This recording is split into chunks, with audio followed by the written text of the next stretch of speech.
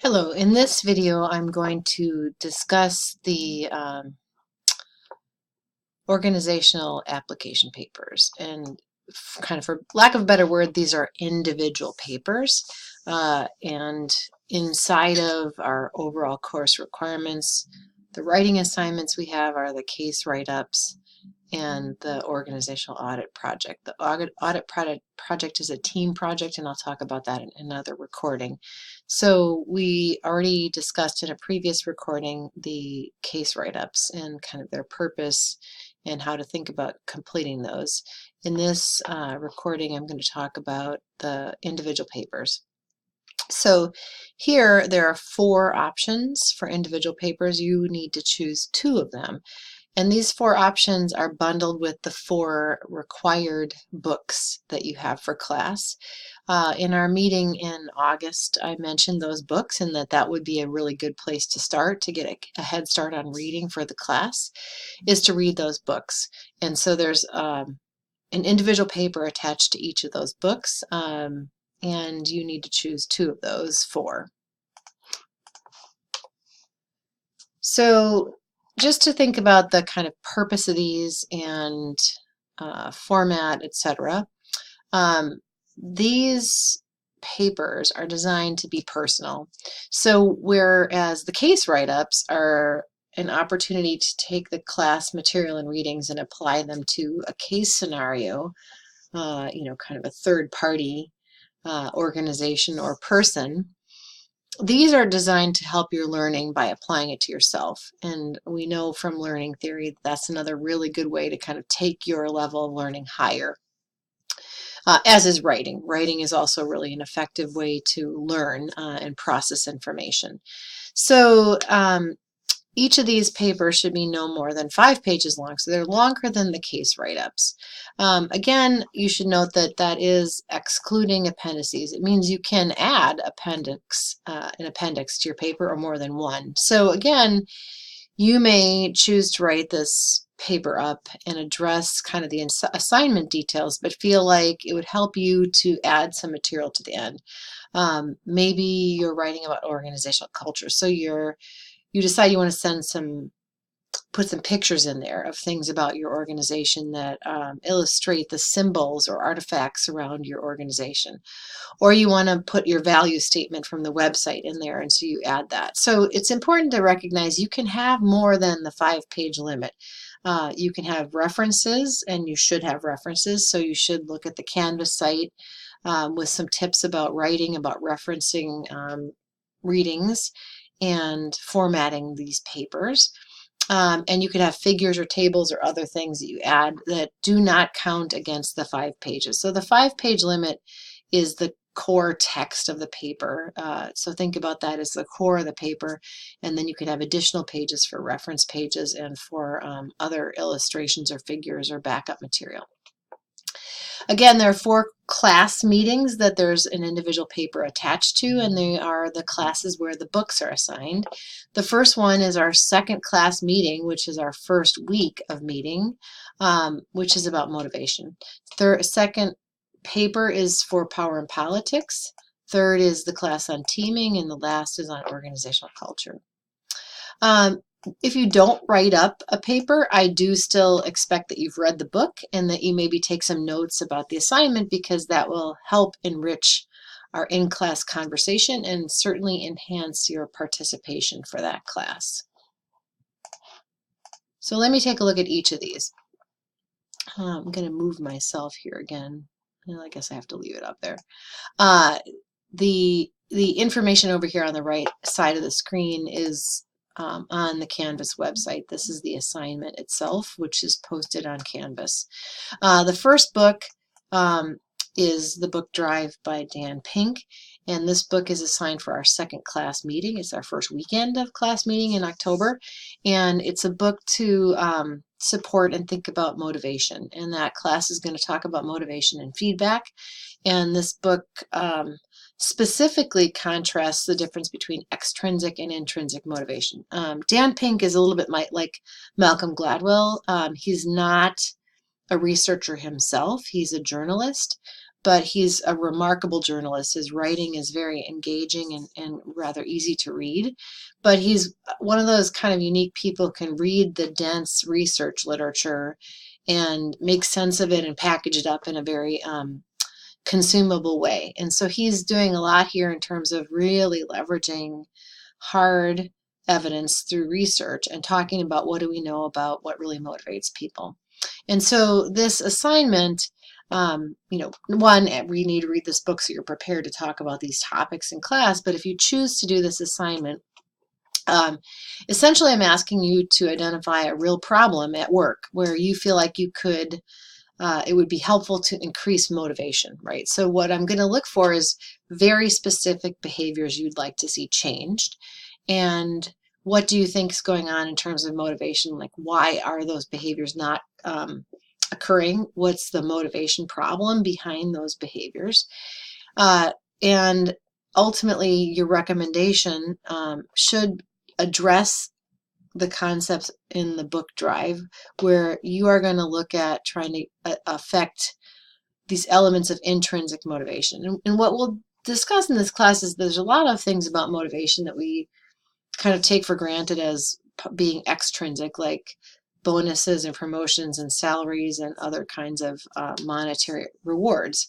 And we'll talk about in class that those things matter, but they don't matter the most, and they're not really the best determinants of most motivation. And frankly, most of us don't have the opportunity in our organizations to change the compensation structure. So one of the deep challenges for anyone who's a manager or a leader in an organization is to think about how do you affect motivation without having access to some of the things we typically think of as the tools of motivation. And this book will challenge some of those assumptions. And I'm looking for you to think about how could you change the motivational quality of work for an employee or a set of employees in your organization. And I'm not looking for something abstract. It's a very important thing to know that in all these individual papers, they're not just sort of essays about the book. They are you taking this material and identifying a real problem and writing up something that I can read and believe is a accurate application of the material, but also something that you could take out to either present to your boss or try to implement tomorrow if you wanted to. So keep that in mind as you're thinking about these papers, that's the level of sort of concrete actionability I'm looking for in terms of what you're writing in these assignments. So that is option one, is the book Drive by Pink. The second individual paper option, remember you choose 2 of 4, is connected to and associated with the class on power and politics. And this book is called Survival of the Savvy. And you'll see that it's a little bit of an older book, but none of the concepts or constructs of this book have aged, and nor has research overturned any of the thinking in this book. But this is a great book if you think about needing to alter the way that you perceive and engage in politics at work. If you believe you could be more influential and would like to think about how to do that, and to think about developing a more holistic perspective on power.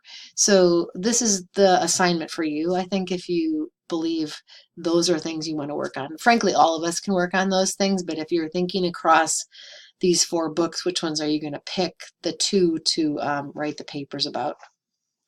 So I'm going to ask you to identify a political failure or success. I allow you to decide if you're going to be writing about something you observed. So maybe you saw someone have a spectacular failure in your organization, and that vicarious observation is going to be what you use to sort of digest this information and learn from, or your own. And I want to emphasize here, it's a good opportunity to emphasize the fact that these papers are only read by me. And so this can often be sensitive, and it can be maybe personally kind of threatening to talk about something if it was a difficult experience. And I will be the only one reading it, and I will not be sharing it. And of course, anytime You want to also add to that that on the cover of a paper you say this is 100% confidential, nothing else can happen to this. By all means feel that way, but you should know that these individual papers are not read by the TA, they're not read by anybody else, and I do not share them publicly with anyone. But what I'm asking you to do is analyze your personal political style, and that is using this book because they talk very specifically about that concept.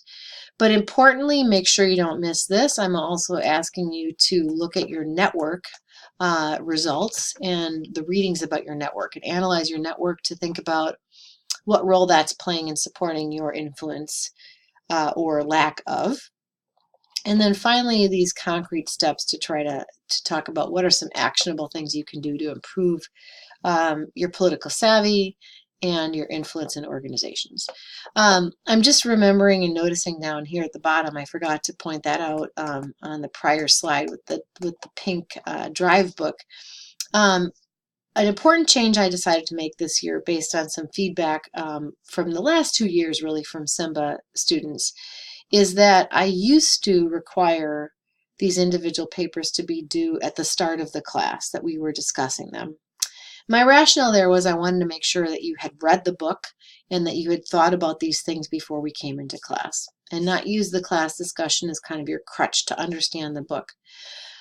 However, students came to me and said, it would really be nice, Mary, if I could have written some of this after I had that discussion. I understand the material more. I think a little differently about what I would do with this information as a result, and I don't really feel like my paper is as good as it could be.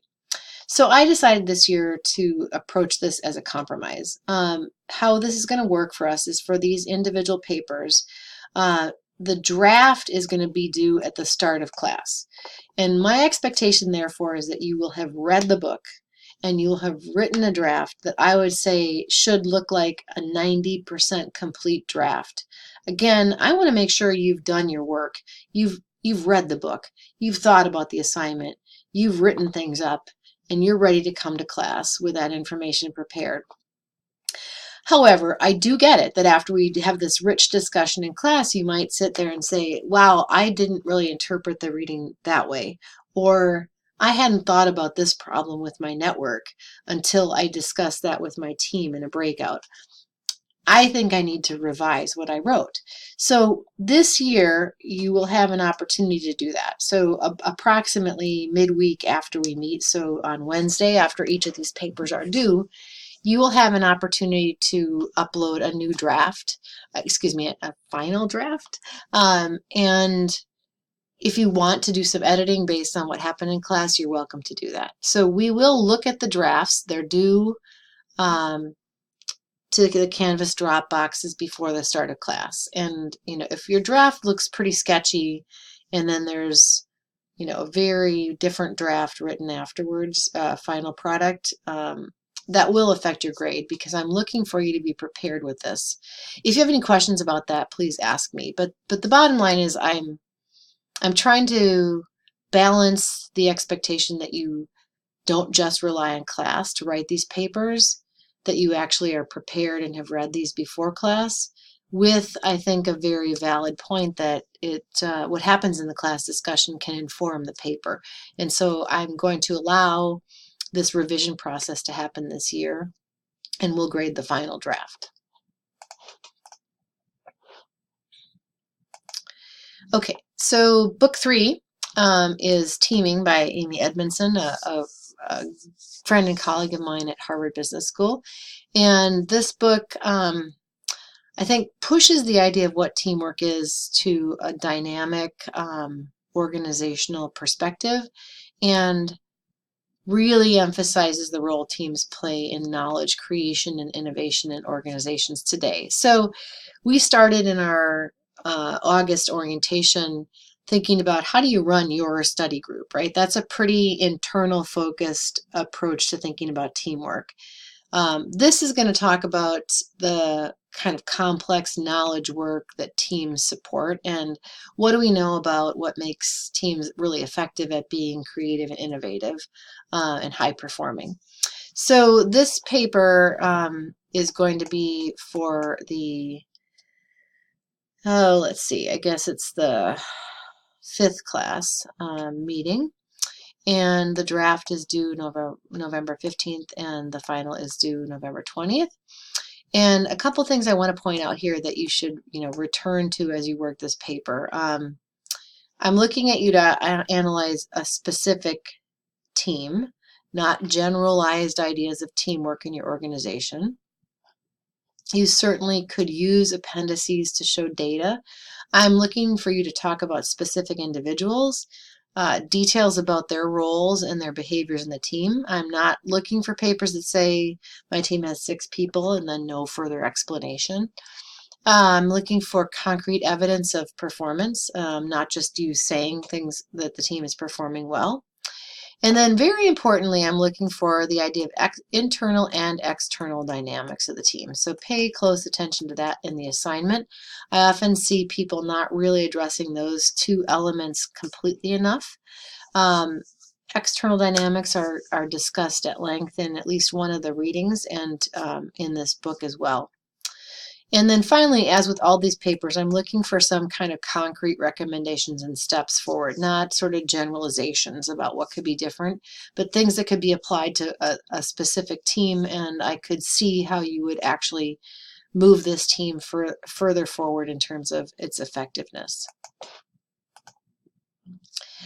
And lastly, but not least, is the book and paper on organizational culture.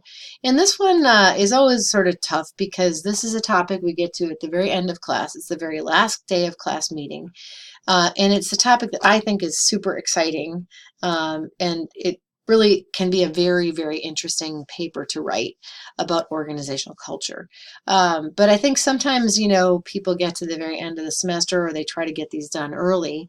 So don't overlook this as a paper option, but again, I really encourage you that if you haven't already read this book, I would read it now because it's also sometimes a very good topic to do for the organizational audit. So if your team can get this thing read and think about it, it might make sense to think about this as a topic both for an individual paper and for the audit. And don't don't get fooled by the fact that it's at the very end of the semester, because I think it can be very interesting. So this paper is asking you to kind of apply these principles of organizational culture, to use a reading about organizational values and to kind of analyze your organization's values and how the culture seems to be aligned with those values or not aligned with those values. So you'll use this book to understand culture and these kinds of artifacts and evidence of culture. And you'll use this article to think about what are the different categories of values, and how would you critically analyze your organization in terms of the value statement and the values that are really truly believed and lived by the organization. So with that, those are the 4 options for individual papers attached to the 4 books. Remember that you need to complete 2. Writing matters. It's really important to kind of think and organize and write and apply the readings to what you're writing. I think writing drafts is good. I think this new plan that there's a draft due at the class time and the opportunity to edit and revise will further elevate the quality of these papers. And again, I typically post at least 1 or 2 examples of papers written by students in prior years on Canvas. So take a look there, because that can again give you an idea of what we're really looking for in terms of integrating and applying and elaborating the material from the readings and the books in service of this kind of self-reflective analysis in the individual papers. This is in the syllabus, so again, I'm not going to belabor this, but basically this is sort of our general scale descriptively to think about what would gain different sort of points levels here. Again, 10 is the exceptional and exceeds expectations. In each case, I will have some further information posted on Canvas in terms of the rubrics we're using for grading. And I highly recommend that you take a look at that just so that you're kind of looking at what we're looking for when we're grading these papers. So take a look at the examples that were scored 10s that are posted there, and all of the materials in the syllabus in terms of what the expectations are for these kinds of papers. As with case write-ups, you can have extra appendices, so you can have material in addition, as I mentioned earlier in the recording.